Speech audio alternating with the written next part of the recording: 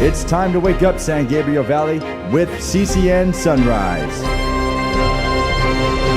Good morning, everyone. It's getting a little chilly outside. We see the weather changing. Grab your cocoa and join us for a great show on CCN Sunrise today. On our morning buzz, humanity has 1,000 years left.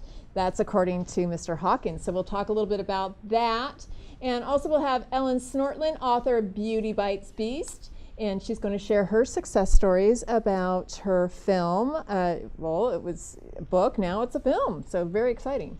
And we also have Kevin Young of Pasadena Highlands. And don't forget, Mary, we get to eat on the show. I'm super excited. We love Taste of Sunrise. That's right. Chef Ochoa is coming with the cookware company, Princess House. And I hear he's got some divine treats for us. I know. I'm looking forward to it. So tell me, thank you so much for being on with me, Evan Money. What do you do in your real life here? Well, other than being the president of the Mary Winters fan club, in between that, I spend most of my time romancing my bride. We get remarried in a different state or country love it. every year. So I'm on honeymoon 21. Yes!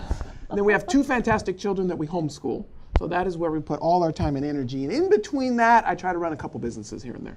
Oh, I'm sure they do very well. Tell me a little bit about the businesses. Well, we're extremely diversified, but the main mission statement for all the different companies I own is how to bring people's dreams to life. So whether that's in a film financing component, business financing component, whether it's through our personal growth seminars where we take people from having a dream and turning it into reality, that's where I like to put all my energy into. Well, thank you for joining me today. I really appreciate it. Absolutely, It's going to be a Mary. great show. And before we go any further, we'd also like to thank our sponsors for making the show possible. Crown City News is sponsored by Foothill Transit, San Gabriel Valley Economic Partnership, Pasadena Federal Credit Union, EH Financial, Ganal Lumber, Siren Arts Productions. Thank you for your support of Crown City News. We have really great sponsors like Foothill Transit. Visit them at foothilltransit.org. Sponsor us and we'll promote you on the show too. Now for the morning buzz. According to physicist Stephen Hawking, humanity won't survive another 1,000 years. Well, let's see. I don't know. We might have some kind of nuclear hazard, or we might have some I don't know, maybe just the end of creation, right? Well, the world was supposed to end already, a couple years ago with the Mayan calendar, and then it was supposed to end before and before and before and before. So I think that's just a great way to sell books, but it's also a great way maybe to push more space exploration. But joining us to discuss this is Mike Alexander, president of TPAC, and I know he's got some great thoughts. So let's get into it, Mary. I know. So the world is ending in 1,000 years, according to Mr. Hawking, who is brilliant. Well, he knows that. Well, look, whether you're Christian or not, I think Jesus said it best. You know not the day nor the hour. That's right. And we don't. So Mr. Hawking, who's a distinguished physicist, perhaps one of the most brilliant of the latter part of the 20th century and the first part of the 21st century, he simply doesn't know. And I think he overestimates the impact that man can have on the world. And there's very little, if any, scientific evidence. But in any event, we're not going to build those ships. And a far greater concern to us these days is how we get across town rather than how we escape Superman. Or how we use the Metrolink at this point, too. Right. But So, how about, I mean, to the end of the world, or just maybe speaking of more exploration in space, I mean, we are having difficulty just putting our Metrolink together. But what if we were to live off of Earth and other planets? Are we ruining our oxygen? Are we going through global warming? Or what is?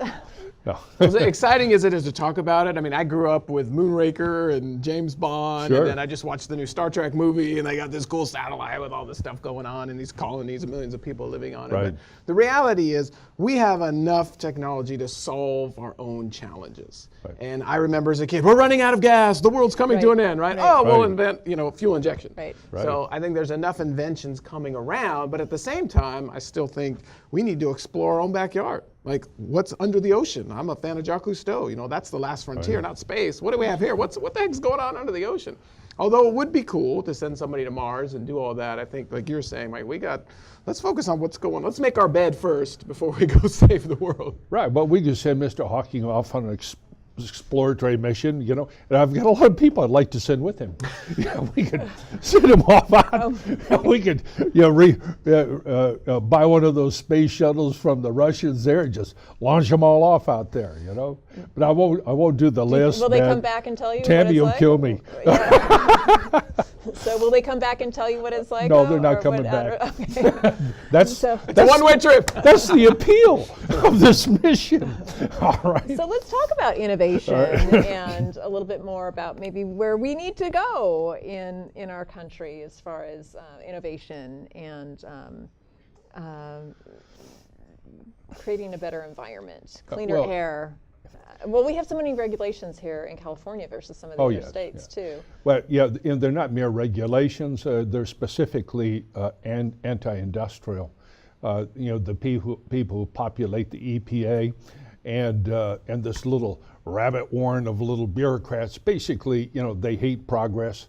They hate America. They hate the industrial revolution. They're primitives, and they want to restore us back to some prehistoric state where you have some kind of tribal chieftain and witch doctor, or witch. Let's be equal here, or female witch doctor. Right? Michael Alexander, thank you so much. Our time goes so fast, but thank you for being on with us. Appreciate it. And up next, we've heard of Beauty and the Beast, but have you heard of Beauty Bites Beast? That's right. Ellen Stortland, the author and screenwriter, is going to be joining us next to discuss her work.